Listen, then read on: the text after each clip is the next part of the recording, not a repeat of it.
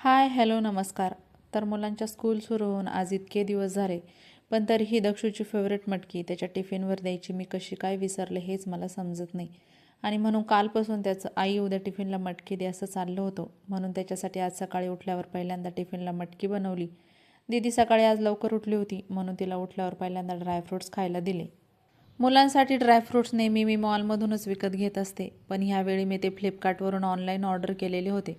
त्याच्यामुळे ते कसे रिसीव्ह होतील याची मला थोडीशी भीती होती, पण रिसीव्ह झाल्यानंतर कळालं की त्यांची क्वालिटी जी आहे ती एक नंबर आहे. मुलांचं सगळं आवरून त्यांना स्कूलला पाठवलं आणि ट्रीपवरून आलं की सगळ्यात जास्त कौतुक असतं ते ह्या कपड्यांचं. कारण मशीनने धुवायचे वेगळे, हाताने धुवायचे वेगळे आणि पाऊस जर पडत असेल तर कपडेसुद्धा सुकत नाही. आणि जरी सुकले तरी सगळ्यात मोठा प्रश्न असतो तो म्हणजे घड्या घालण्याचा. खूप साऱ्या कपड्यांच्या घड्या बाकी होत्या, त्याच्यामुळे आज पहिल्यांदा ते काम करून घेतलं. मिशोवरून मागच्या वेळी एक रॅक ऑर्डर केली होती, जिचा रिव्ह्यू मी ऑलरेडी तुमच्यासोबत शेअर केलेला आहे.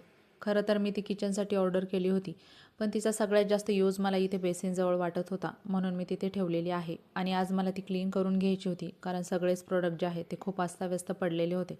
त्याच्यामुळे स्वच्छ पुसून त्यावर पेपर टाकले आणि सगळे प्रोडक्ट जे आहे ते व्यवस्थित ठेवून दिले. घरातलं बऱ्यापैकी सगळी कामं आवरली होती आणि मुलांना पण स्कूलवरून यायला अजून वेळ होता. घरातला किराणा पण बऱ्यापैकी संपलेला होता, म्हणून मॉलला गेलो होतो. सगळं सामान घेऊन झालं आणि घरी यायचंच होतं, पण जोरात पाऊस सुरू झाला म्हणून तिथेच थोडा वेळ थांबलो होतो. मॉलवरून आल्यानंतर ज्योतिताईकडे गेलो होतो, कारण त्यांना आज सुवासनी जेवू घालायच्या होत्या. जेवण वगैरे झालं, त्याच्यानंतर एक छोटंसं बड्डे सेलिब्रेशन केलं आणि घरी आलो.